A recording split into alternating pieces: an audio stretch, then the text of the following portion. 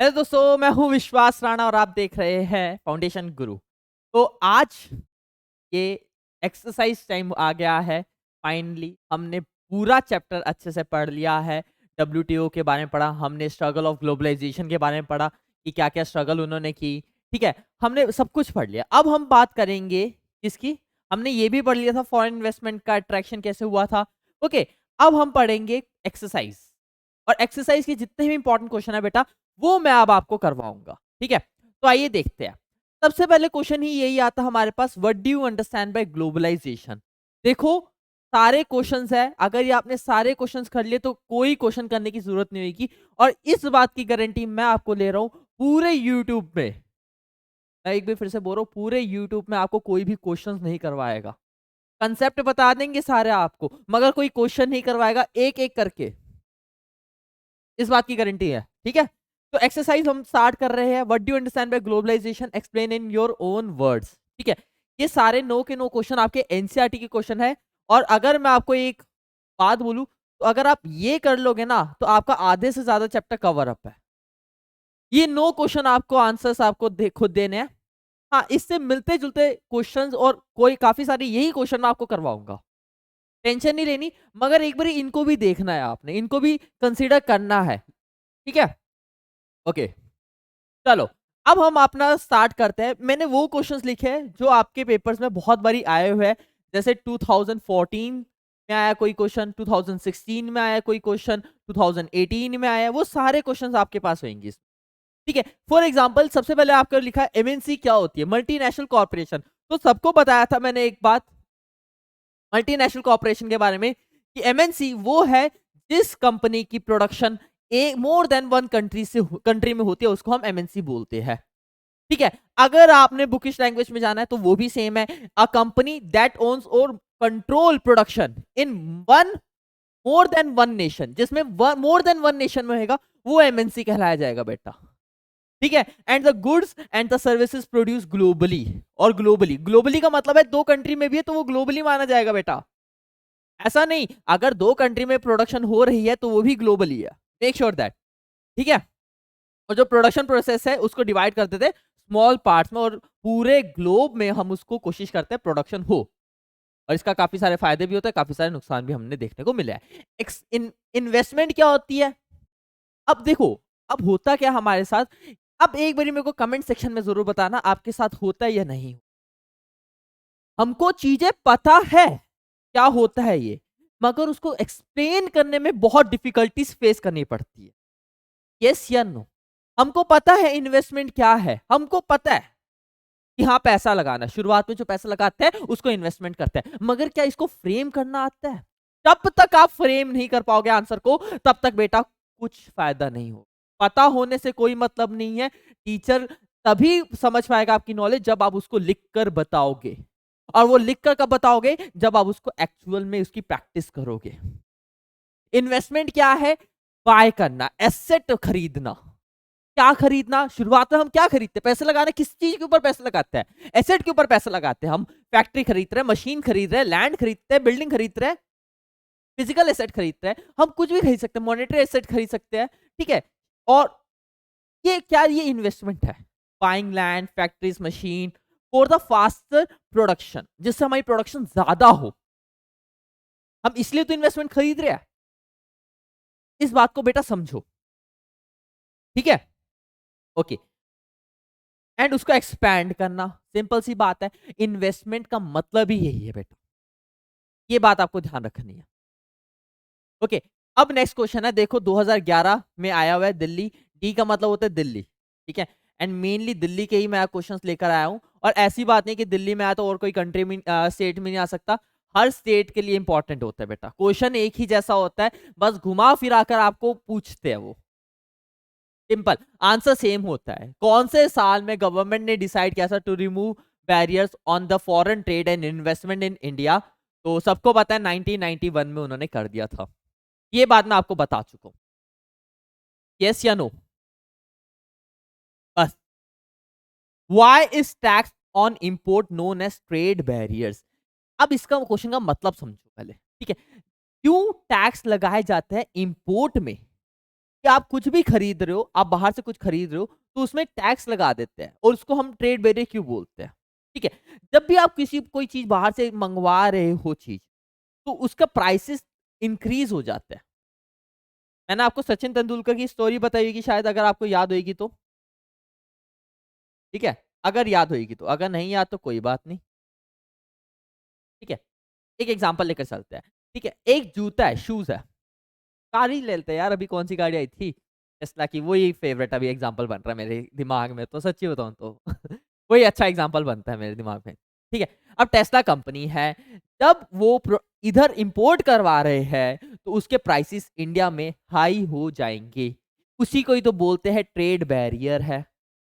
ठीक है, tax on import, जब भी आप कोई चीज मंगवाते हो बाहर से, उसको हम ट्रेड बैरियर इसलिए बोलते हैं क्योंकि increase the price of imported product. Commodity, commodity का मतलब क्या होता है बेटा, गुड्स एंड सर्विसेज, जैसे गाड़ी, गुड्स, सामान, उसको हम कमोडिटीज बोलते हैं।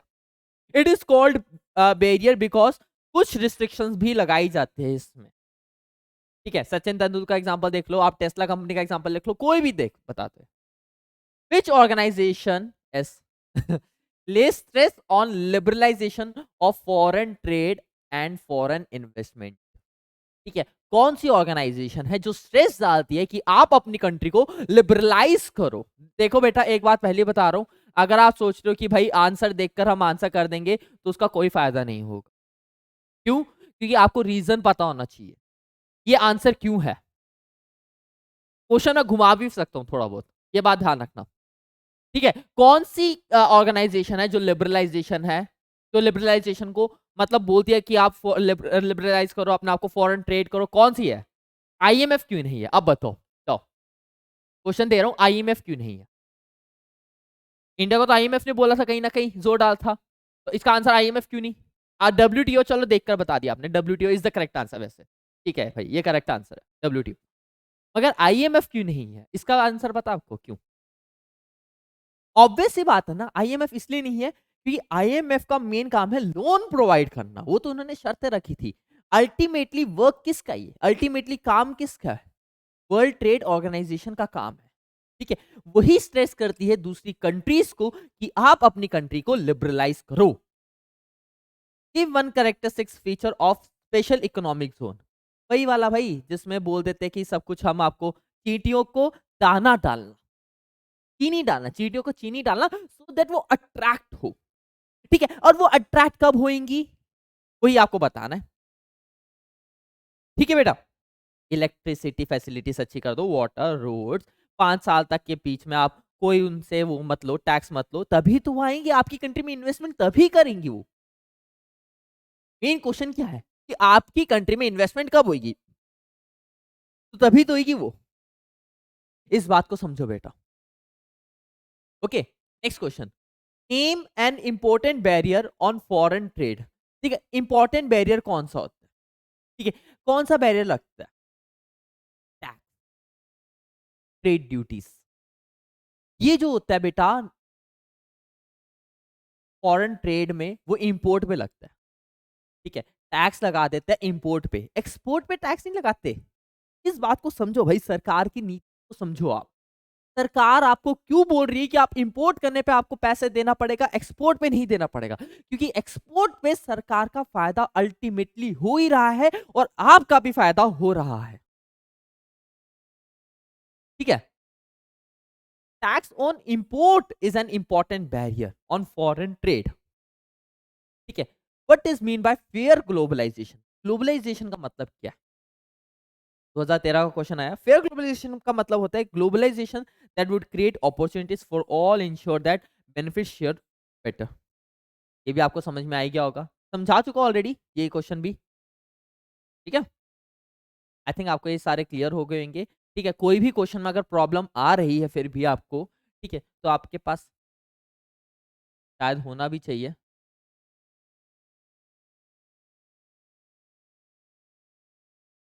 ठीक है, और आप नीचे कमेंट में भी आप बता सकते हो कि सर हमको ये क्वेश्चन समझ में नहीं आया, can you please explain me. ठीक है, नीचे कमेंट सेक्शन आपके लिए बिल्कुल खुला। आप उसका फायदा उठाए, थोड़ा सा उसको यूटिलाइज करो और बता भी देना वीडियो कैसी लगी। Okay. What do you understand by term foreign direct investment? Foreign direct investment क्या होती है? एफडीआई। जब फॉरेन कंपनी, ठीक है, इन्वेस्टमेंट करती है दूसरी कंट्री में इन्वेस्टमेंट करना, उसी को ही हम बोलते हैं फॉरेन डायरेक्ट इन्वेस्टमेंट। और वो इन्वेस्टमेंट क्यों करती है? जिससे उनको प्रॉफिट आ सके।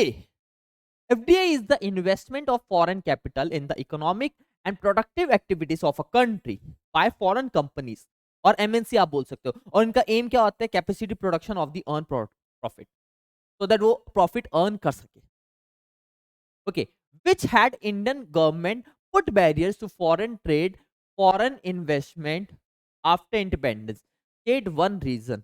देखो, सिंपल सी बात है, which had the Indian government put barriers? तो सबको पता है, आफ्टर इंडिपेंडेंस हमने बैरियर लगा दिए थे, बिल्कुल सही बात है भाई, ठीक है, बैरियर्स लगा दिए थे फॉरेन ट्रेड पे। और वो क्यों लगाए थे?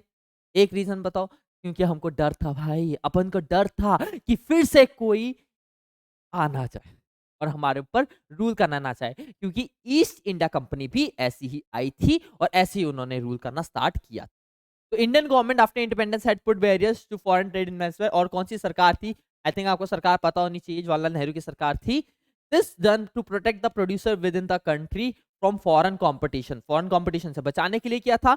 And the protect Indian economy from the foreign inflation and industry affecting, obviously बात है, कंट्री की प्लान इकोनॉमी है उसको प्रोटेक्ट करने के लिए भी किया था। ठीक है, आप कोई भी एक एग्जांपल लिख सकते हो, उन्होंने एक रीजन बताया, एक पूछा था ना, स्टेट एनी वन रीजन, आप कोई भी रीजन दे सकते हो। ओके, 2015 का फिर से क्वेश्चन आता है, what is mean bye trade barrier? Trade barrier क्या है? ठीक है, ट्रेड बैरियर हम उसको बोलते हैं जब ट्रेडिंग में, इंपोर्ट और एक्सपोर्ट में, जब भी आपको कोई डिफिकल्टी महसूस हो रही है तो हम उसको ट्रेड बैरियर बोलते हैं। ठीक है, बैरियर्स हम रिस्ट्रिक्शंस को बोलते हैं जो इंपोज कर जाते हैं, सरकार इंपोज करती है, कब? इंपोर्ट या फिर एक्सपोर्ट में, कि आप उसको नहीं कर सकते, उसी को ही तो हम बोलते हैं ट्रेड बैरियर। बैरियर क्या है? ये बैरियर है, वो याद है जब वो एक लड़की भाग कर आई थी, वो दीवार से टकरा कर गिर जाती है, वो बैरियर ही तो था उसके लिए। वो वो बैरियर, वो दीवार किसने खड़ी कर रखी है? अगर सरकार ने खड़ी कर रखी है तो उसको हम बोलते हैं ट्रेड बैरियर, कि ट्रेड हमको करने नहीं दे रही और टैक्स लगा देती है इंपोर्ट में। क्यों इंक्रीज करती है वो आपको सीजन में आप पहले ही बता चुको। Okay, difference between investment and foreign investment, simple सी बात है, इन्वेस्टमेंट अगर अपनी कंट्री में करो तो उसको इन्वेस्टमेंट बोलेंगे, सिंपल सा टर्म है। वही इन्वेस्टमेंट जब आप बाहर की कंपनीज में करते हो तो उसको हम फॉरेन इन्वेस्टमेंट बोलते हैं। ठीक है, while the investment made by the MNC is called foreign investment। ठीक है, ऑब्वियस सी बात है। Why do MNC set up their offices and factories in those regions where they get cheap labor and other resource? क्यों MNC वहां पर अपने office create करती है, फैक्ट्रीज वगैरह बनाती है जहां पर उनको लेबर चीप मिल जाए? खुद सोचो भाई, बिजनेसमैन हो तुम बिजनेसमैन हो, तुम अपनी फैक्ट्री को कहां पर सेटअप करोगे? वहां पर जहां पर लेबर आपकी महंगी है, या वहां पर जहां पर आपकी लेबर सस्ती है? खुद सोचकर मेरे को बताओ कमेंट सेक्शन में। जब भी मैं ऐसे बोलता हूँ कमेंट सेक्शन में बताओ, तो वीडियो को पॉज करो, आप टाइम देखो, कौन से टाइम पीरियड में सर ने ये बात पूछी थी, वो टाइम नीचे लिख देना, सर 3 मिनट 15 सेकेंड का जो आंसर है वो दिस लिख देना, ठीक है? ज्यादा टाइम नहीं लगता। ओके, तो जहां पर चीप लेबर मिलेगी वहां पर अपने ऑफिस क्रिएट करेंगी, इसका रीजन पूछ रहे हैं, सो दैट प्रोडक्शन कॉस्ट कम है। देखो, एक एमएनसी, एक कंपनी का मेन मोटिव यही होता है, प्रोडक्शन कॉस्ट कम आए एंड प्रॉफिट ज्यादा बढ़े। जब प्रोडक्शन कॉस्ट कम आएगी, प्रॉफिट ज्यादा बढ़ेगा, तभी उनका फायदा होगा। Okay, the cost of production is low, MNCs can earn greater profit, जिससे वो प्रॉफिट ज्यादा कमा सके। Okay, next question number 14, explain the role of government to make globalization. देखो, अभी ना मैं 2 बारी क्वेश्चन पढ़ रहा हूँ, मेरे को समझ में नहीं आया कभी। तुम्हारे साथ भी ना यही प्रॉब्लम होती है, अगर तुमको समझ में नहीं आया कोई क्वेश्चन, उसको एक बारी फिर से पढ़ो, फिर नहीं आया फिर से पढ़ो, 3 बारी क्वेश्चन पढ़ो। और अगर तुम, हम क्या करते हैं, हमारा पढ़ने का टेक्निक देखो। अच्छा, ये explain the role of organization आता है? नहीं आता है, चल छोड़, आगे करते हैं नेक्स्ट क्वेश्चन। ये सबसे गलत तरीका है। आपको जब भी क्वेश्चन ऐसा लग रहा है कि आपको आता है, ये चैप्टर आता है आपको, और अगर ऐसा क्वेश्चन आ गया तो आपको पढ़ने का एक तरीका होता है। Explain the role of government. अच्छा, मतलब सरकार का रोल बताना हम टू ग्लोबलाइजेशन फेयर। अच्छा, जैसे ग्लोबलाइजेशन फेयर हो, मतलब सही हो, अच्छे से हो, उसमें सरकार का क्या रोल होगा? ऐसे करो, ये करने का तरीका बेस्ट है। कभी आपका आंसर गलत नहीं होगा। क्वेश्चन को समझो, क्योंकि बहुत टाइम बच्चे की यही प्रॉब्लम आती है, सर क्वेश्चन कुछ और दे देते हैं, हम आंसर कुछ और लिख देते हैं। पूछा था आपका नाम क्या है, आपने अपनी अच्छाइयाँ बता दी कि मैं बहुत अच्छा हूँ, और जब आपने अपना नाम नहीं बताया तो उसमें आपको नंबर नहीं मिलेंगे। सेम वही बात है, आप क्वेश्चन को समझो कि क्वेश्चन में क्या पूछा गया है, और जब आपको पता चले कि क्वेश्चन में ये पूछा, आप वही आंसर लिखो। कि अगर आप वो आंसर नहीं लिख रहे, तो उसमें कहीं ना कहीं आप ही का ही घाटा होगा। फिर गाना गाते रहना, तेरा घाटा का कुछ, बस। ठीक है, चलो। तो ग्लोबलाइजेशन कैन, अच्छा, government, sorry, the government can play a major role in making the fair globalisation possible. क्यों? Fair globalisation would create opportunities. क्या करती है? Create opportunities. किसके लिए? सबके लिए अपॉर्चुनिटीज क्रिएट कर रही है। अगर फेयर ग्लोबलाइजेशन होगी तभी तो अपॉर्चुनिटीज आपको अच्छे से मिलेगी, एंड इंश्योर करेगी आपको बेनिफिट मिलेंगे। ठीक है, ग्लोबलाइजेशन से आपको बेनिफिट्स मिलेंगे, इसके गवर्नमेंट इंश्योर करती है। गवर्नमेंट अपने पॉलिसीज वगैरह लगाती है, दिखलाती है, जिससे वो एमएनसी को अट्रैक्ट कर सके। अब ये नहीं बताया क्या क्या पॉलिसीज लेकर आती है, ये एक बार भी नहीं बताया, बस आपको बताया गया, आपने बस एक जनरलाइज आंसर देना है। ठीक है, but also all people in the country, सबके लिए वो एक पॉलिसीज लेकर आते हैं, सो दैट आपकी कंट्री, अगर आपके पास कोई आइडिया है बिजनेस का, ठीक है, तो आपको फंडिंग मिल सके। देखो, इंडिया में बिजनेस करना बहुत ईजी, मैं इतना भी नहीं बोलूंगा बहुत ईजी है, नहीं ऐसा भी नहीं है, मगर ईजी है, ये बात जान लो। क्यों? इंडिया में अगर आपके पास कोई एक बहुत बढ़िया प्लान है, बहुत अच्छा प्लान है कोई, तो एक ऐसा प्लान है जो अभी तक किसी के पास प्लान नहीं है, तो आपको फंडिंग की प्रॉब्लम नहीं हुई ज्यादा। Okay, next, government should support small producer. जो भी स्मॉल प्रोड्यूसर होते हैं उनको सपोर्ट करना चाहिए। क्यों? जिससे वो अपनी परफॉर्मेंस और बढ़िया बचा बढ़ा सके। ठीक है, और फॉरेन कंपटीशन को compete कर सके। आज की डेट में एक बात मैं आपको बताता हूँ, मैं कंपनी का नाम नहीं लूंगा, ठीक है, एक एमएनसी कंपनी है, ध्यान से सुनना मेरी बात। एक एमएनसी कंपनी है, मेरे को ना बर्गर का मैं बहुत शौकीन था एक टाइम पीरियड। मैं वहां का बर्गर खाना पड़ता था, अब क्या करे, ठीक है। अब जाता था दोस्तों वगैरह के साथ, ठीक है, दोस्त वगैरह के साथ चले जाता था, तो बर्गर जाना पड़ता था, बर्गर किंग या फिर मैकडॉनल्ड्स, कोई भी एक एमएनसी ले लो आप, ठीक है, उसमें जो मैं जाता था, एक पर्टिकुलर है, ठीक है। वहाँ का बर्गर ना, टू बी वेरी ऑनेस्ट, मेरे को बिल्कुल पसंद नहीं था, बट स्टिल मैं खाता था। ये लाख गुना अच्छा, उसी रेट पे मेरे को एक लोकल प्रोड्यूसर बना कर दे, मैं उसके पास क्यों ना जाऊँ? एक रीज़न, समझे बात? मेरे उधर ही एक और प्रोड्यूसर है, जो उसी के उससे भी अच्छा बना कर दे, तो मैं उससे क्यों ना खरीदूँ? ठीक है, और क्यों? कम्पीट कर सके फॉरेन कंपटीशन के साथ, उसको कम्पीट करना है। और प्रोड्यूसर का मेन मकसद क्या है कि लोग ज्यादा से ज्यादा मेरे पास आए, कस्टमर मेरे पास है, फॉरेन कंपटीशन के पास ना जाए। उसके लिए जो लोकल प्रोड्यूसर है वो अपनी जी जान लगा देगा। ठीक है, okay, and if it is necessary, government should use trade and investment barriers. It can negotiate with the WTO for fair rules. ये बात सभी को पता है, WTO के रूल्स जरूरी नहीं है कि हम हर बार मानते हैं, ऐसा नहीं है, कभी कभी उसको निग्लेक्ट भी किया गया है इंडिया ने। ओके, बाकी next, explain any three advantages of globalization. अब आपको तीन एडवांटेजेस बताने हैं बस। अब आप ये मत सोचना कि सर हम इसमें किसका एडवांटेज बताएं, कंट्री का एग्जांपल बताएं, इसको समझो। एडवांटेजेस बताना, आपको कंट्री का बता सकते हो, एमएनसी का बता सकते हो, किसका, या फिर लोगों का, पीपल का, किसका एडवांटेज बताओगे आप? आपने जब भी अगर ये आपको नहीं दे रखा किसका बताना, तो आपको हमेशा एक बात ध्यान रखनी है, आपको हर बार कंट्री का एग्जाम देना है। कंट्री के पॉइंट ऑफ व्यू से आपने सोचना है कि एक कंट्री का क्या फायदा होगा, कंट्री का क्या फायदा है, ये आपने सोच कर करना है। इस बात को समझो, ठीक है।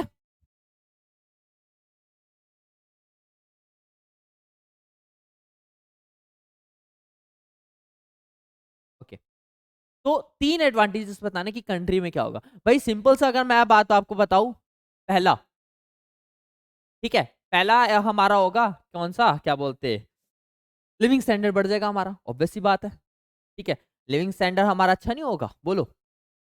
ओके, हमको बेटर इनकम मिलेगी, बेटर जॉब्स वगैरह मिलेगी, बेटर एजुकेशन मिलेगा, हाँ या ना, इंप्रूवमेंट आएगी, टेक्नोलॉजी में इंप्रूवमेंट आएगी, ठीक है। तो ये आप कोई भी आप अपने हिसाब से 3 लिख सकते हो एडवांटेजेस। ओके, कोई भी आप 3 लिख सकते हो, इसमें मैंने बहुत सारे इसमें एक्सप्लेन कर दिया। और आईटी सेक्टर में इंप्रूवमेंट आएगी।